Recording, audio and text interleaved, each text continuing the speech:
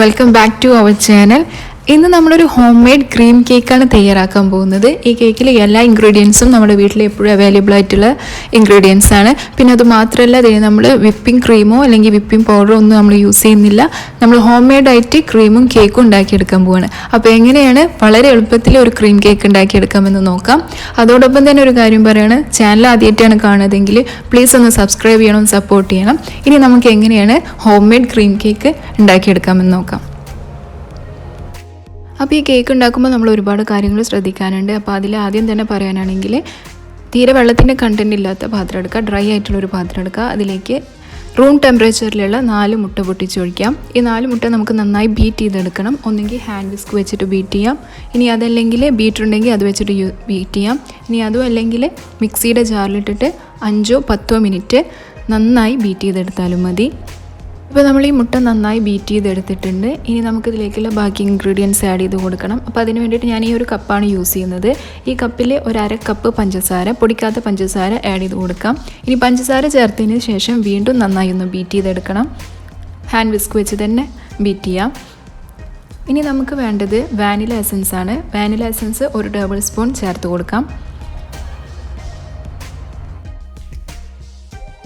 ഇനി നമുക്ക് ഇതേ കപ്പിൽ തന്നെ 1/2 കപ്പ് സൺഫ്ലവർ ഓയിൽ ചേർത്ത് കൊടുക്കാം. സൺഫ്ലവർ ഓയിൽ ചേർത്ത് കൊടുത്തതിന് ശേഷം അധികം ബീറ്റ് ചെയ്യേണ്ട ആവശ്യമില്ല. ജസ്റ്റ് കുറച്ച് നേരം ഒന്ന് നന്നായി മിക്സ് ചെയ്ത് കൊടുക്കാം. ഇനി നമുക്ക് ഇതിന് വേണ്ട ഡ്രൈ ഇൻഗ്രീഡിയൻസ് തയ്യാറാക്കാം. അപ്പോൾ അതിന് വേണ്ടിയിട്ട് തീരെ നനവില്ലാത്തൊരു പാത്രം എടുക്കുക. അതിലേക്ക് ഈ കപ്പിൽ 1.5 കപ്പ് മൈദ ചേർത്ത് കൊടുക്കാം. ഇനി നമുക്കിതിലേക്ക് 1/2 table spoon baking soda, 1 table spoon baking powder, 1/4 spoon ഉപ്പ്, ഇതും കൂടി ചേർത്ത് കൊടുത്ത് എല്ലാം കൂടി നന്നായി മിക്സ് ചെയ്തെടുക്കാം.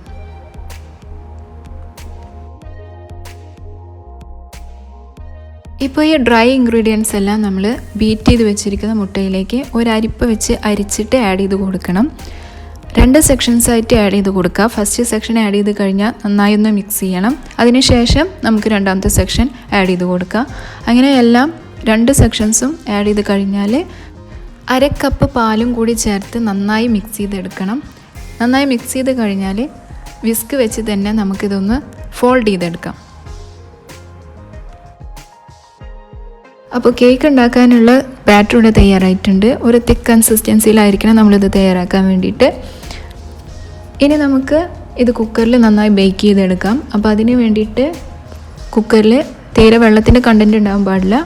അതിൻ്റെ താഴെയായിട്ട് നമുക്ക് കുറച്ച് സൺഫ്ലവർ ഓയിൽ നന്നായി ഒന്ന് സ്പ്രെഡ് ചെയ്ത് കൊടുക്കാം. സൈഡിലും സ്പ്രെഡ് ചെയ്ത് കൊടുക്കാം. ഇപ്പോൾ നമുക്ക് ഈ കുക്കറിലേക്ക് നേരത്തെ തയ്യാറാക്കി വെച്ചിരിക്കുന്ന കേക്കിൻ്റെ ബാറ്റർ ഒഴിച്ചു കൊടുക്കാം. അതിനുശേഷം ഈ കുക്കർ ജസ്റ്റ് ഒന്ന് ടാപ്പ് ചെയ്ത് കൊടുക്കുക. അതിലെ എയർ ബബിൾസൊക്കെ ഇല്ലാതാവാൻ വേണ്ടിയിട്ടാണ് നമ്മളിതൊന്ന് ടാപ്പ് ചെയ്ത് കൊടുക്കുന്നത്. ഇപ്പോൾ നമുക്ക് ഈ കേക്ക് ബേക്ക് ചെയ്യാൻ വേണ്ടിയിട്ട് ഫ്രൈയിങ് പാനോ അല്ലെങ്കിൽ അതുപോലുള്ള ഏതെങ്കിലും ഒരു പാത്രം സ്റ്റൗവിൽ വെച്ച് മീഡിയം ഫ്ലെയിമിൽ നന്നായി ഒന്ന് ചൂടാക്കുക. നന്നായി ഒന്ന് ചൂടായി വന്നാൽ നമുക്ക് ഈ കുക്കർ അതിന് മുകളിലേക്ക് വെച്ച് കൊടുക്കാം. കുക്കർ വെച്ചതിന് ശേഷം ഏറ്റവും ചെറിയ തീയിൽ 40 മിനിറ്റ് ആദ്യം ഒന്ന് നന്നായി ബേക്ക് ചെയ്തെടുക്കുക. 40 മിനിറ്റ് കഴിഞ്ഞാൽ നമുക്ക് ഈ കുക്കറൊന്ന് തുറന്ന് നോക്കാം. കുക്കറിൽ നമ്മൾ കേക്ക് ബേക്ക് ചെയ്യുമ്പോൾ കുക്കർ അടച്ചു വെച്ച് വിസിലില്ലാതെയാണ് ബേക്ക് ചെയ്യുന്നത്. 40-50 മിനിറ്റ്, കൂടിപ്പോയ 1 മണിക്കൂർ അതിൻ്റെ ഉള്ളിൽ ഏറ്റവും ചെറിയ തീയിൽ നമുക്ക് കേക്ക് ബേക്കായി കിട്ടും. അപ്പോൾ 40 മിനിറ്റ് കഴിഞ്ഞാൽ നമുക്കത് ജസ്റ്റ് ഒന്ന് ചെക്ക് ചെയ്ത് നോക്കണം. അപ്പോൾ അതിന് വേണ്ടിയിട്ട് ഒരു സ്റ്റിക്ക് വെച്ചിട്ട് ഒന്ന് കുത്തി നോക്കുക.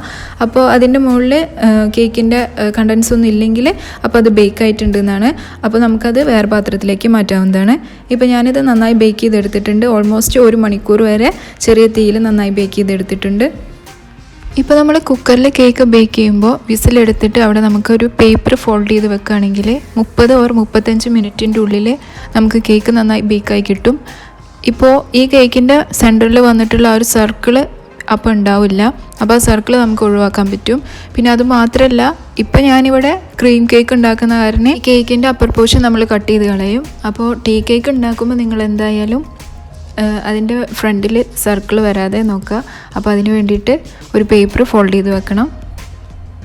ഇപ്പം നമുക്ക് ഈ കേക്കിന് വേണ്ട ക്രീം തയ്യാറാക്കാം. അപ്പോൾ അതിന് വേണ്ടിയിട്ട് ഒരു പാനിലേക്ക് 1 ഗ്ലാസ് പാല്, 2 ടേബിൾ സ്പൂൺ മൈദ, ഇത് രണ്ടും കൂടി നന്നായി മിക്സ് ചെയ്തെടുക്കണം. അതിനുശേഷം അതിലേക്ക് 1 ടേബിൾ സ്പൂൺ വാനില എസൻസ്. ഇത് മൂന്നും കൂടി നന്നായി മിക്സ് ചെയ്തതിന് ശേഷം മാത്രം സ്റ്റവ് ഓൺ ചെയ്യുക. സ്റ്റവ് ഓൺ ചെയ്തിട്ട് ഏറ്റവും ചെറിയ തീയിൽ ഇത് നമുക്ക് നന്നായി ഒന്ന് തിക്കാക്കിയെടുക്കണം. ഈ പാല് നന്നായി തിക്കാക്കിയെടുക്കാം. ഇനി നമുക്ക് ഈ മൈദ ഒരു പാത്രത്തിലേക്ക് മാറ്റാം. തീരെ വെള്ളത്തിൻ്റെ കണ്ടൻറ് ഇല്ലാത്തൊരു പാത്രത്തിലേക്ക് മാറ്റാം. അതിലേക്ക് 1 ഗ്ലാസ് പൗഡർഡ് ഷുഗർ, പൊടിച്ച പഞ്ചസാര ചേർത്ത് കൊടുക്കാം. ഇനി നമുക്കതിലേക്ക് 1/2 ഗ്ലാസ് നെയ്യും കൂടി ചേർത്ത് കൊടുക്കാം. ഇനി നെയ്യ് കുറവായിട്ട് തോന്നുകയാണെന്നുവെച്ചെങ്കിൽ കുറച്ചും കൂടി ആഡ് ചെയ്ത് കൊടുക്കണം. ഇപ്പോൾ നമുക്കിത് ഫോർക്ക് വെച്ചിട്ട് നന്നായി മിക്സ് ചെയ്ത് കൊടുക്കാം. അതിനുശേഷം നമുക്ക് മിക്സിയുടെ ജാറിലിട്ടിട്ട് ഒരു 5-10 മിനിറ്റ് ചെറിയ സ്പീഡിൽ നന്നായി ബീറ്റ് ചെയ്തെടുക്കാം. ഇപ്പോൾ നമുക്ക് ഈ ക്രീമിനെ കുറച്ചും കൂടി തിക്നെസ് വേണമെന്ന് തോന്നുകയാണെങ്കിൽ 2 ടേബിൾ സ്പൂൺ കോൺഫ്ലോർ ആഡ് ചെയ്ത് കൊടുക്കാം.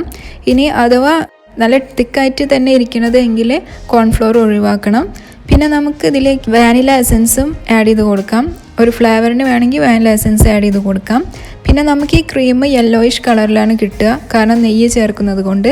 അപ്പോൾ നമുക്കതിന് വേണമെങ്കിൽ നിങ്ങൾക്ക് ഇഷ്ടമുള്ള കളർ ചേർക്കാം. അപ്പോൾ പെർമിറ്റഡ് ഫുഡ് കളർ മാത്രം ചേർത്ത് കൊടുക്കുക. ഇപ്പം ഞാനിവിടെ റെഡ് കളർ ചേർത്ത് കൊടുക്കുന്നുണ്ട്. ഇത് ഓപ്ഷനിലാണ്, നിങ്ങൾക്ക് ഇഷ്ടമുണ്ടെങ്കിൽ മാത്രം ചേർത്ത് കൊടുത്താൽ മതി.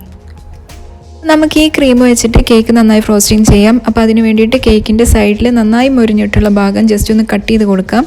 എങ്കിൽ മാത്രമാണ് നമ്മുടെ ക്രീം ഇതിൻ്റെ മുകളിൽ നന്നായി സ്റ്റിക്കായിട്ടിരിക്കുള്ളൂ. അപ്പോൾ അതിന് വേണ്ടിയിട്ടാണ് സൈഡ് പോർഷൻ കട്ട് ചെയ്ത് കൊടുക്കുന്നത്. ഞാൻ അലൂമിനിയം ഫോയിലിൻ്റെ മുകളിലാണ് ഈ കേക്ക് സെറ്റ് ചെയ്യാൻ പോകുന്നത്. അപ്പോൾ അതിന് വേണ്ടിയിട്ട് ഏറ്റവും താഴെയിട്ട് കുറച്ച് ക്രീം സ്പ്രെഡ് ചെയ്ത് കൊടുക്കണം. അതിനുശേഷം ഈ കേക്ക് അതിൻ്റെ മുകളിലേക്ക് വെക്കാം. ഇനി നമുക്ക് ഈ കേക്ക് 2 ലെയേഴ്സായിട്ട് കട്ട് ചെയ്തെടുക്കണം. അപ്പോൾ അതിന് വേണ്ടിയിട്ട് ഒരു നൂല് വെച്ചിട്ട് ഈ കേക്ക് കട്ട് ചെയ്തെടുക്കാം. ഇനി ഈ കേക്കിൻ്റെ ഏറ്റവും മുകൾ ഭാഗം ജസ്റ്റ് ഒന്ന് കട്ട് ചെയ്ത് കൊടുക്കണം. എങ്കിൽ മാത്രമാണ് ഈ ക്രീം അതിൻ്റെ മുകളിൽ നന്നായി സ്റ്റിക്ക് ചെയ്തിരിക്കുകയുള്ളൂ. അപ്പോൾ അതിന് വേണ്ടിയിട്ട് ഏറ്റവും മുകൾ ഭാഗം ജസ്റ്റ് ഒന്ന് കട്ട് ചെയ്ത് കൊടുക്കാം. ഇപ്പോൾ നമുക്ക് ഈ ക്രീം വെച്ച് കേക്ക് മുഴുവനായിട്ട് കവർ ചെയ്തെടുക്കണം. ബാക്കി വരുന്ന ക്രീം വെച്ച് നമുക്ക് ഈ കേക്കിൻ്റെ മുകളിൽ എന്തെങ്കിലും ഒരു ഡിസൈൻസ് ചെയ്ത് കൊടുക്കാം.